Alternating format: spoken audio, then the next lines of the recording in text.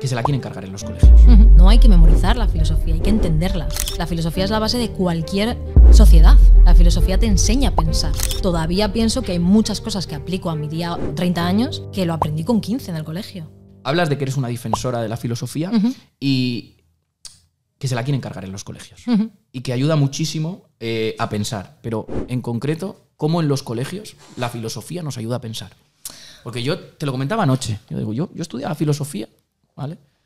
Y a mí me ayudaba poco a pensar. Lo único que me ayudaba era a memorizar. Claro. Entonces, me parecía, quizá por eso, me parecía aburrida y a lo mejor es lo que tú dices, lo mismo visto de diferentes perspectivas o con diferente interlocutor, es más atractivo. Sí, a ver, si tienes la mala suerte de tener un profesor de filosofía que se sienta en su silla y lo único que hace es recitarte lo que pone en el libro y su intención es que lo calques en un examen, es complicadísimo que ames la filosofía.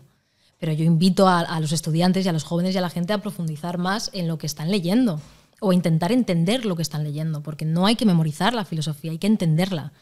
La filosofía es la base de cualquier sociedad, para mí. Y de cualquier pensamiento ya no solo crítico, sino del razonamiento, de la reflexión. La filosofía te enseña a pensar. Y muchas veces tendríamos que seguir aprendiendo a pensar, no solo pensar. La filosofía te enseña a pensar y quieren quitarla de los colegios. Claro, como todo. Volviendo a lo mismo. Claro. Que es verdad que cuando tienes un buen... Yo tuve un buen profesor. Yo tuve un maravilloso profesor, Sergio Calleja, lo digo. Pero si no lo hubieses tenido, a lo mejor no hubieras estudiado a lo mejor filosofía. no, probablemente. Pero es que entrar en su clase... Era un poco como el Club de los Poetas Muertos, la clase de este señor, pero te enseñaba a discernir, a pensar, a reflexionar, a irte a tu casa ya no solo con la clase que estabas dando, sino con cómo lo aplicabas a tu vida diaria. Entonces, claro, tú llegaba un momento en que decías, es que esto es necesario y yo a día de hoy todavía pienso que hay muchas cosas que aplico a mi día con 30 años que lo aprendí con 15 en el colegio. Gracias a, obviamente, un buen profesor que me lo explicó. Pero si no tienes la buena suerte de tener un profesor tan maravilloso como el mío, yo invito a la gente a que intente entender la filosofía. Es que todo va unido. Es que lo estoy viendo y estoy yo reflexionando mientras estás hablando y digo, es que todo va unido a esa manipulación que estamos hablando, claro. A eso no quieren que pienses, te quitan, aparecen las redes sociales, te manipulan en medios de comunicación, quieren quitar la filosofía de los colegios. ¿Para qué? Para que sea más fácil manipularte, para que no piensas, no tengas que pensar, joder. Exactamente. Es que vivimos tiempos convulsos, Luis. No, ya veo. Me estás acojonando. Sí, no. ¿Y cómo puede la filosofía potenciar la mentalidad de un emprendedor, o de un emprendedor digital, o de un empresario? En todos los sentidos. A la hora de tener ética y moral, a la hora de crear una empresa o un negocio o una idea que sea factible, porque es lo que te decía, es el discernir sobre lo real y lo no, verlo con perspectiva, poder acogerlo como si fuera algo más que un trabajo. Es que la filosofía es la base de todo, absolutamente de todo. Y los empresarios deberíais estudiar más filosofía. No, ya. Ya lo sé. O sea, pero cuando dices que es la base de todo, sí. ¿Podemos profundizar un poco más? La base de la política, la base de la sociología, la base de la psicología, la base de la ética, de la moral, de todo. Todo empieza con la filosofía. Es la cuna del pensamiento de cualquiera de sus vertientes. ¿Y para ser tan importante, crees que en la sociedad se le da tanta importancia? No, para muchísimo nada, ¿no? menos. Yo era una friki que estudiaba filosofía. Yo era una friki. O sea, es mucho más importante de lo que pensamos. Muchísimo más importante. ¿Y nos iría a todos mejor? Y nos iría a todos mejor. Sí que es verdad que en arte, sobre todo, hay películas, literaturas, series que, claro, la gente no lo sabe, pero hay mucha filosofía dentro. Y es muy bonito eso, ¿eh? Depende de la rama, ¿no? Depende de lo que sea. Pero y es muy bonito dentro del arte que también nos enseña eso, aunque no nos demos cuenta. Hay mucha filosofía en el arte. ¿Qué opinión tienes sobre los libros para emprendedores que hay hoy en día? Por ponerte un ejemplo, uno que me he leído yo hace poco del monje que vendió su Ferrari, por ejemplo, por ponerte este. ¿Qué opinión tienes de este tipo de libros? Bueno, a ver, a mí Robin Sharma me gusta. O sea, yo soy más del Club de las 5 de la mañana, más que del Ferrari. Yo creo que está bien porque, a ver, el saber no ocupa lugar. Y yo creo que cualquier escritor es digno de leer. Si esa persona, en este caso, libros como de motivación, de autoayuda y demás, ayudan a alguien, me parece fantástico. Al final, bueno, en El monje que vendió su Ferrari es un poco más como ficción novela, te lo cuenta con la historia del protagonista, pero es bonito ver el proceso que una persona, cuando se da cuenta de que el tiempo es oro, empieza a cambiar su vida. Que tú por eso te he puesto este ejemplo porque tú tienes un vídeo que habla de eso, del tiempo. Vivimos, no tenemos que pensar en el pasado, ni podemos controlar el futuro, porque no podemos cambiar nada, hay que vivir en el presente. Claro. Creo que es un claro ejemplo este libro, ¿no? Una persona que vive estresada, con ansiedad, que no se para a reflexionar, y que al final cambia, incluso rejuvenece el tío. Claro, pero se da cuenta cuando la vida la hace frenar, ¿eh? Y le dice hasta aquí. ¿Y necesitamos que la vida nos haga frenar? Desgraciadamente a veces sí.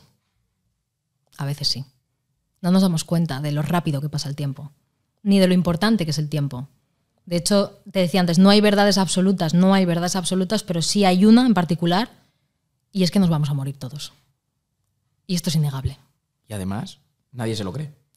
Yo creo que nadie lo tiene en cuenta en su día a día, que no hay que tenerlo en cuenta en tu día a día. Pero nadie se lo cree que se va a morir. Nadie se lo cree, claro. Pensamos que somos inmortales, pero algún día te vas a ir. Y no sabemos cuál. Y no sabemos ni cuándo, ni cómo, ni nada. Habría que aprovechar más el tiempo, claro que sí. Y él lo explica muy bien ahí. Ayer cenando me comentaste que había una estrechísima relación entre filosofía y psicología. Sí, claro. ¿Cuál? Entre todo. Toda es filosofía. No, ya. Puedes salir de aquí para comprar todos los libros de filosofía.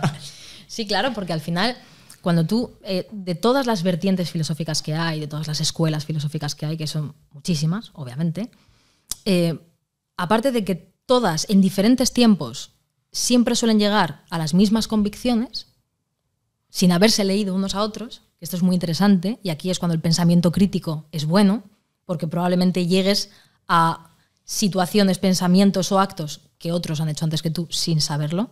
Bueno. Entonces la psicología, que intenta estudiar o estudia la mente humana, el comportamiento, el conocimiento, tiene una base en la filosofía, pero la base fundamental es el pensamiento crítico, porque yo te digo, o te he dicho antes, voy a titular este podcast como el pensamiento crítico. Es lo que más se está repitiendo.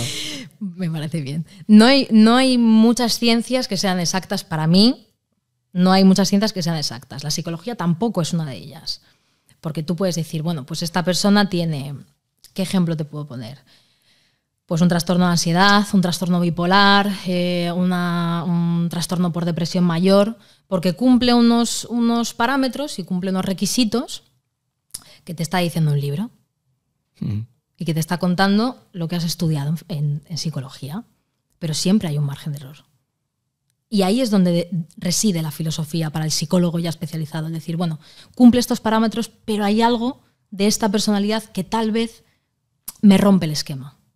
Por eso es la unión de la filosofía y de la psicología, porque aparte de que se crean muchos procesos iguales, también la filosofía ayuda al psicólogo, aunque incluso ni se dé cuenta, a discernir entre lo que pone en un libro y lo que tiene delante en una consulta con un paciente. Y eso es muy interesante. Que no tiene que ser fácil. Que no tiene que ser fácil, desde luego. Tienes un vídeo también, ¿vale? Que hablas, lo que hemos hablado, de vivir el presente. Y me interesa saber qué opinas tú del tiempo que perdemos pensando en el futuro y intentando cambiar el pasado. A ver, a veces es inevitable. ¿Es bueno? No es bueno. Pero es inevitable. Y somos humanos y cometemos muchos errores. Y uno de los errores más practicados es pensar en el futuro, sabiendo que no puedes controlarle bajo ninguna circunstancia, y pensar en el pasado pensando que vas a poder cambiar cosas que ya han sucedido. Es complicado, porque lo hacemos todos. Todo el mundo lo hace.